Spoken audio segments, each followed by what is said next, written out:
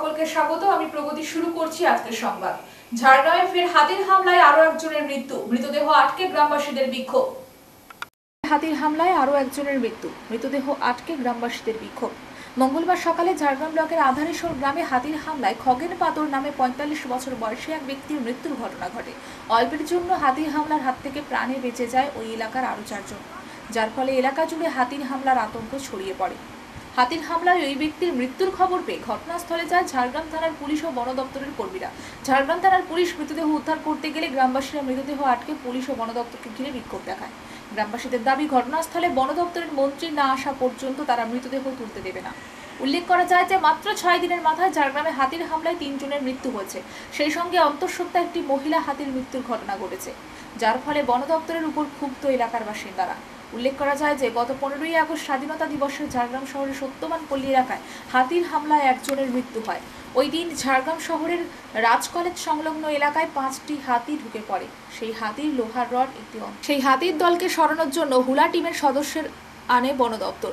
হুলা টিমের ছোড়া জ্বলন্ত লোহার রড একটি অন্তঃসত্ত্বা মহিলা হাতির পিঠে গেঁথে যায়, যার ফলে ওই মহিলা হাতিটি অসুস্থ হয়ে পড়ে এবং ১৬ই আগস্ট শুক্রবার মারা যায়।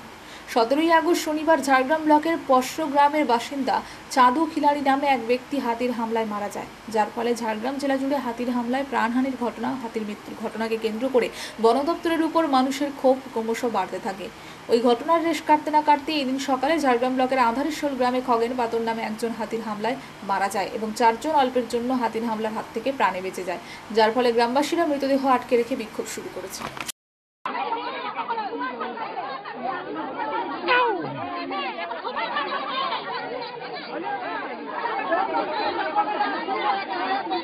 কি সমস্যা হয়েছে এখানে? সমস্যা হয়েছে বলতে সকালবেলা ওনারা জমিনে যাওয়ার সময় কিছু বুঝার আগেই হাতি গ্রামের দিক থেকে বেরিয়ে চলে গেছিল জমিনের দিকে। আমরা ভেবেছিলাম যে জঙ্গলে চলে গেছে, তো জঙ্গলে না গিয়ে হাতিটা আবার রিটার্ন ঘুরে আসে। এনারা জমিনে যাচ্ছিল, জমিনে যেহেতু কাজ চলছে এখন, জমিনের কাজের জন্য যাচ্ছিল।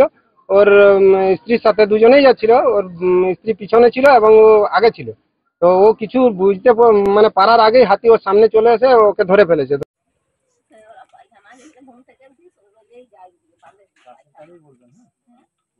চাষের কাজে গেছিলাম এরকম।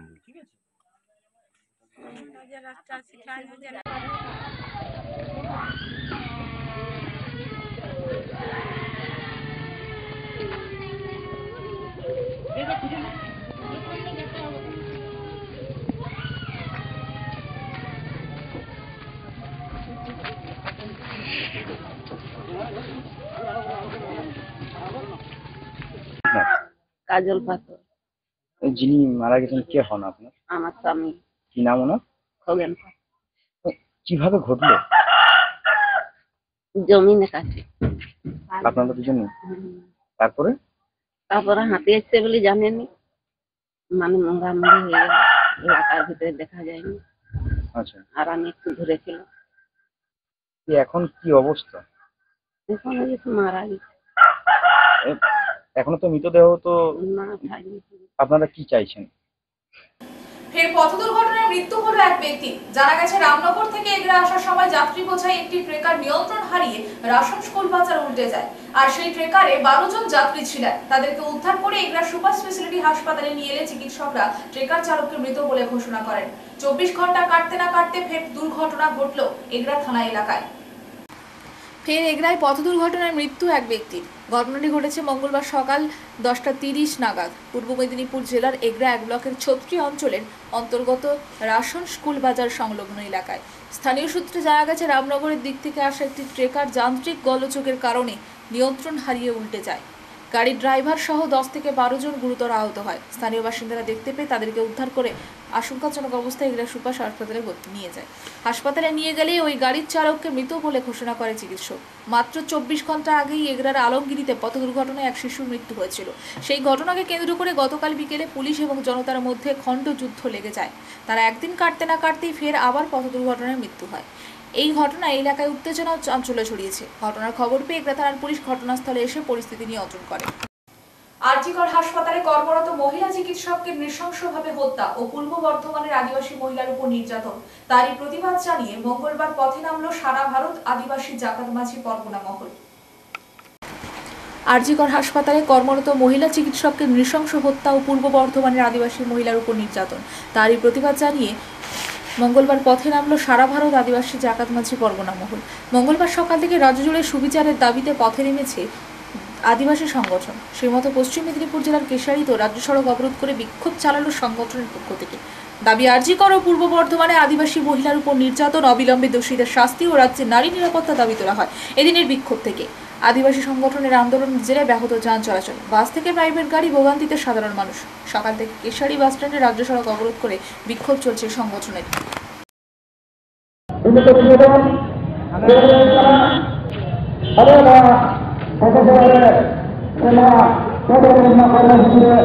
ᱢᱮᱱᱟᱜ ᱟᱠᱟᱫ ᱱᱚᱣᱟ ᱠᱚ ᱠᱟᱹᱴᱤᱡ ᱫᱤᱥᱚᱢ ᱦᱚᱲ ᱥᱟᱶᱛᱮ ᱥᱟᱱᱟᱢ ᱢᱟᱹᱱᱢᱤ ᱠᱚ ᱵᱩᱡᱷᱟᱹᱣ ᱦᱚᱪᱚ ᱞᱟᱹᱠᱛᱤ ᱢᱮᱱᱟᱜ ᱟᱠᱟᱫ ᱚᱱᱠᱟ ᱞᱮᱠᱟᱛᱮ ᱛᱮᱦᱮᱧᱟᱜ ᱱᱚᱣᱟ ᱦᱚᱲ ᱡᱟᱸᱜᱮ ᱠᱟᱹᱢᱤ ᱦᱚᱨᱟ ᱥᱟᱱᱟᱢ ᱠᱚᱴᱷᱮᱱ ᱜᱮ ᱟᱨᱫᱟᱥ ᱡᱟᱦᱟᱸᱭ ᱠᱚᱜᱮ ᱥᱩᱨ ᱥᱩᱯᱩᱨ ᱟᱵᱚᱨᱮᱱ ᱫᱤᱥᱩᱣᱟᱹ ᱠᱚ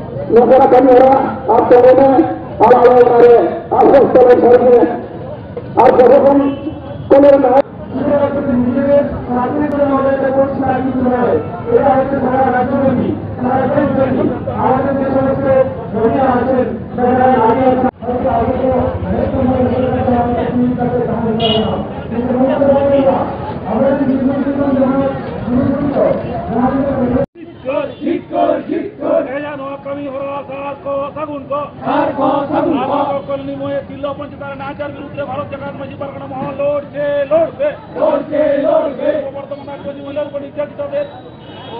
শাস্তি দিতে হবে। ভারত জাকাত মাঝি পরগনা মহল জিত কর। আরজিকর হাসপাতালে তরুণী চিকিৎসককে ধর্ষণ করে খুনের ঘটনার প্রতিবাদে এবার সরব হলো গ্রামীণ স্বাস্থ্য কেন্দ্রের স্বাস্থ্যকর্মীরা। আরজিকর হাসপাতালে তরুণী চিকিৎসককে ধর্ষণ করে খুনের ঘটনার প্রতিবাদে এবার সরব হলো গ্রামীণ স্বাস্থ্য কেন্দ্রের স্বাস্থ্যকর্মীরা। ঝাড়গ্রাম জেলার বিভিন্ন স্বাস্থ্য কেন্দ্রের স্বাস্থ্যকর্মীরা ঝাড়গ্রাম শহরের 5 মাথার মোড়ে জমায়েত করে রাস্তা অবরোধ করে বিক্ষোভ কর্মসূচি ও প্রতিবাদ সভা পালন করে। গ্রামীণ স্বাস্থ্য কেন্দ্রের মহিলা স্বাস্থ্যকর্মীরা তাদের নিরাপত্তার দাবি তুলেন। আরজিকরের ঘটনায় দোষীদের শাস্তি দিতে হবে, কর্মক্ষেত্রে মহিলাদের নিরাপত্তা দিতে হবে। এদিনের কর্মসূচিতে উপস্থিত ছিল আশাকর্মী, স্বাস্থ্যকর্মী, আইসিডিএস কর্মী, ভিআরপি কর্মী সম্মিলিতভাবে 5 মাথার মোড় ঘেরাও করে হাতে প্লাকার্ড নিয়ে বিভিন্ন বিক্ষোভ কর্মসূচি পালন করেন, যার জেরে বেশ কিছুক্ষণ অবরুদ্ধ হয়ে পড়ে 9 নম্বর রাজ্য সড়ক।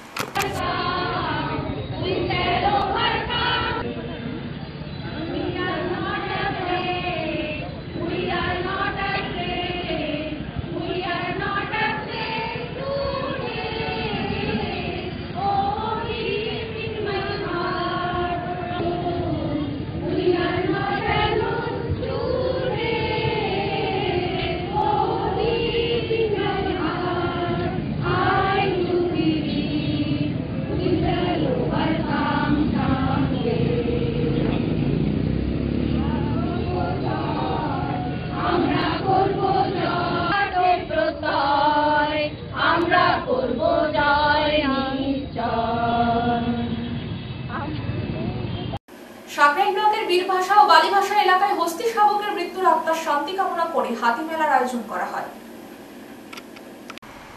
সাকরাইল ব্লকের বীরভাষা ও বালিভাষা এলাকায় হস্তি শাবকের মৃত্যুর আত্মার শান্তি কামনা করে হাতি মেলার আয়োজন করা হয়। 2021 সালের 20 আগস্ট ঝাড়গ্রাম জেলার সাকরাইল ব্লকের বীরভাষা ও বালিভাষা এলাকায় একটি হস্তি শাবকের মৃত্যু হয়। ওই হস্তি শাবকের মৃত্যুর পর গ্রামবাসীরা তার আত্মার শান্তি কামনা করে মঙ্গলবার হাতি মেলার আয়োজন করে।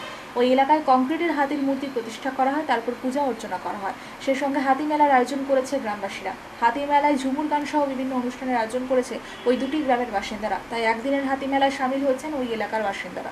গ্রামবাসীদের পক্ষ থেকে হাতি ঠাকুরকে পুজো করা হয়। ওই এলাকার বাসিন্দা সুশান্ত মাহাতো বলেন, জঙ্গলমহলের মানুষ হাতি ঠাকুরকে দেবতা হিসেবে পুজো করেন। তিনি বলেন, হাতির হামলায় ঘরবাড়ি, ফসলের ক্ষতি হয়, এমনকি প্রাণহানির ঘটনা ঘটে।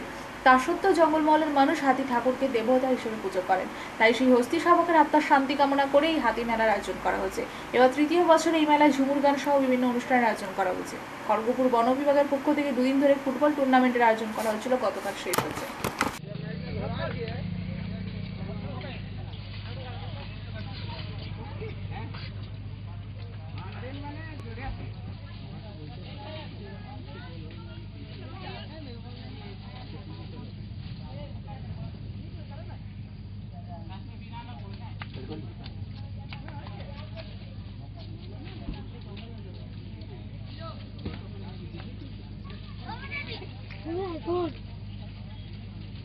জাস্টিস ফর আরজিকর আওয়াজ তুলে প্রবল বৃষ্টির মধ্যে শতাধিক গ্রামীণ মহিলা স্বাস্থ্যকর্মীদের মিছিল ও বিক্ষোভ ডেপুটেশন হলো সিএমওএইচ এর নিকট মঙ্গলবার মেদিনীপুরে।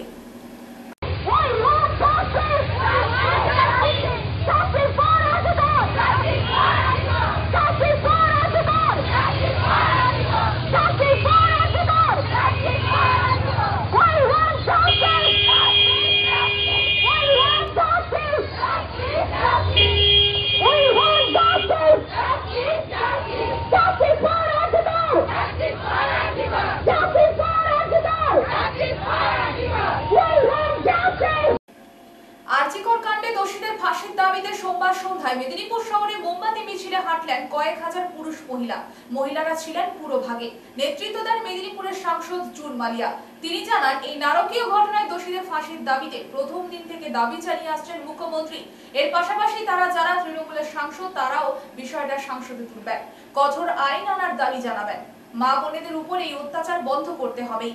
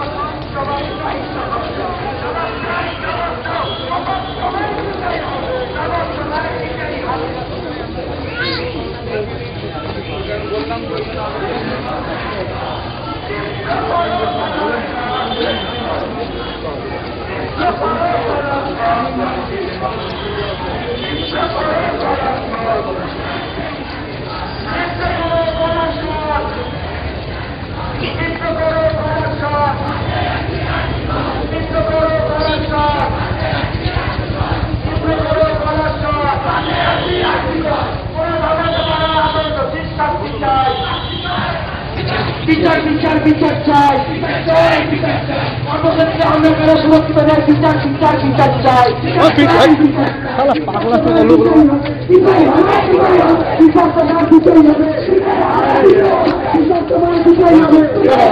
ইলেক্টেড করে পাঠিয়েছেন, আমি ডেফিনেটলি এটা পার্লামেন্টে রেজ করার মতো একটা বিষয়, সেটা আমরা ডেফিনেটলি আমরা যারা আছি আমরা মহিলারা, শুধু আমি কেন আমাদের বাকি মহিলারা পার্লামেন্টারিয়ানও যারা আছে, আমি সবাইকে অনুরোধ করব যে অবশ্যই যেন আমাদের আগামী সেশনে এটা রেজ করা হোক।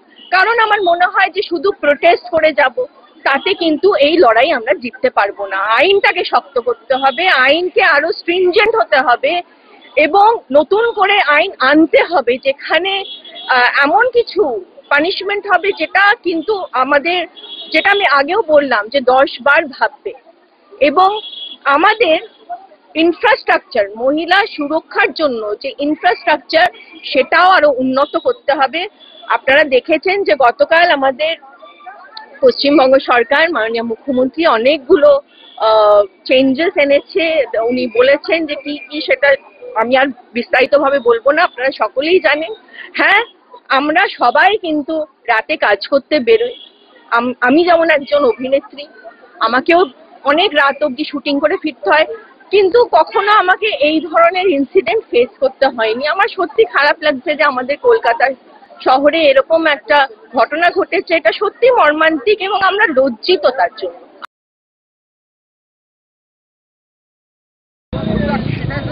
গর্ভবতী হাতি হত্যার বিচার তদন্ত করে দোষীদের অবিলম্বে শাস্তি দিতে হবে। গর্ভবতী হাতি হত্যার গর্ভবতী হাতিকে হত্যা করা হলো কেন নিয়ে বুঝ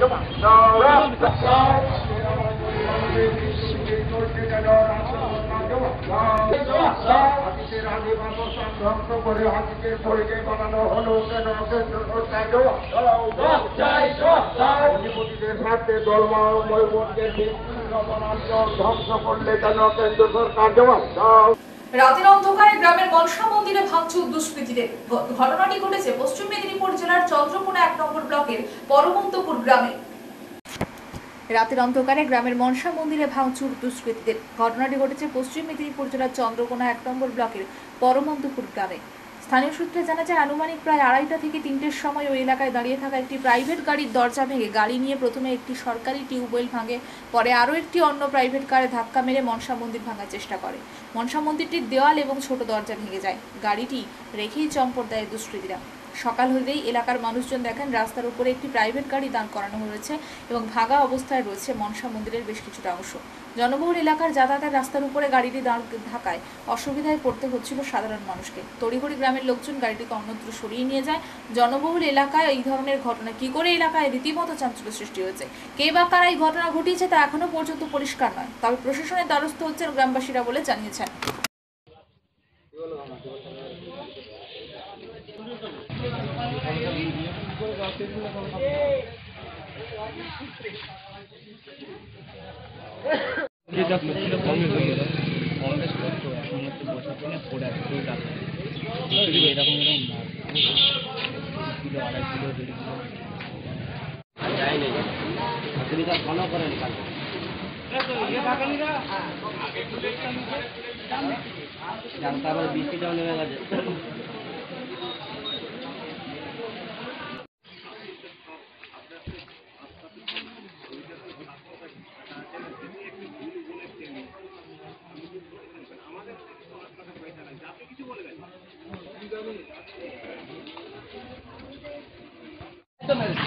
এইটা মারার উদ্দেশ্য নয়, এইটা সোজা করে এইটা যদি সোজা করা থাকে তাহলে এইটাকে আগেই তো মারবে। ঘটনা রাত 1:30-2টার সময় কে কার কোন দুষ্কৃতীরা ওই গাড়ি ওইখানে বাচ্চু চৌধুরী গাড়ি থাকে, আরও 2-5 জনের গাড়ি থাকে, সে গাড়ি দরজা সব ভেঙেছে। ভেঙে বাচ্চু চৌধুরী গাড়ি একটা নিয়ে এসে এই আমাদের মনসা মন্দির, এই মনসা মন্দিরে ঠিক এইদিকে তাকিয়ে কোন দিকে এই কোনাস্তির দেখে গাড়িটা এই মনসা মন্দিরটাকে ঠেলে এটা ভেঙে ফেলেছে। কোনো রাত্রে এটা শৈলা টয়লা হয়, এটা 4খানা গ্রামের একটা জোটে একটা শৈলা হয়। আর এই মন্দিরটা খুব জাগ্রত মন্দির, কিন্তু এটা যে কি কোন দুষ্কৃতির প্রভাব পড়েছে যে এটাকে ভাঙার প্রয়োজন হয়েছে আমরা জানি না। আমরা চেষ্টা করছি যে সবাইকে জানাবার জন্য। সংবাদ এই পর্যন্ত। নমস্কার।